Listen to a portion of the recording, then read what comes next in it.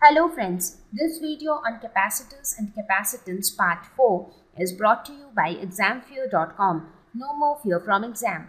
Please make sure that you have watched all the videos till part 3 before going ahead with part 4. We will now study an important concept related to the properties of conductors which we studied so far. This is known as electrostatic shielding. So, there is something which you can guess from the name. Shielding. What is shielding?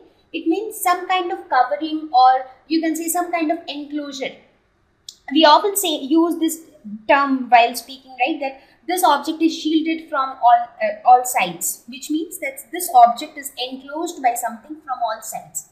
So, what can be electrostatic shielding? It basically says that the cavity in a conductor remains protected from outside electric influence. Just in some of the previous slides, I was telling you that inside the conductor, the net electric field is equal to 0. So that means if you consider a hollow conductor, so anything that you keep inside a hollow conductor will experience no effect of electrostatics, because there will be no electric field inside it, right? So a cavity in a conductor remains protected from outside electric influence. So if the conductor is hollow, so that means anything inside that portion is protected from all kind of electric influence. So the best kind of example which you can think of from our real life, I'll just tell you some of those examples as well. So let us suppose this object, the pink color region, it represents a conductor.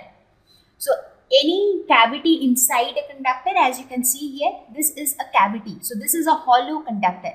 So inside this, the electric field is 0. So any object kept inside this cavity will not experience any electrostatic effects. So some of the important applications of electrostatic shielding is, you can think of your house. Your house basically acts as a hollow conductor. So inside the house, the electric effects are 0. There is no electric field inside the house. So you are protected from all kind of electric effects which take place outside. For example, I talked about lightning flash, right, in the previous chapter, that the lightning flash is also a electrostatic phenomenon. It arises due to the electric field in the atmosphere, right?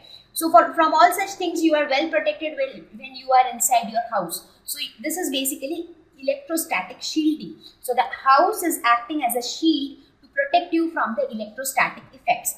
Similarly, you can think of your car. The body of the car is made up of a kind of material which provides electrostatic shielding.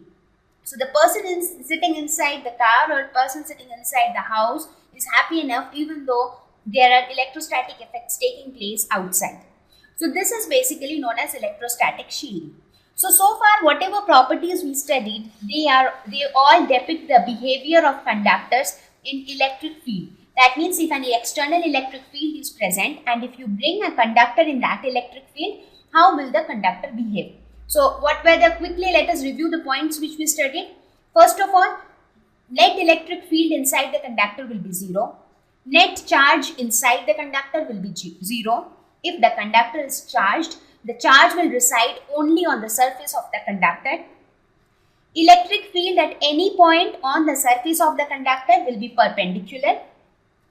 Electric field on the surface will be given by, or it can be related to, the surface charge density as sigma by epsilon naught, and of course an important concept of electrostatic shielding.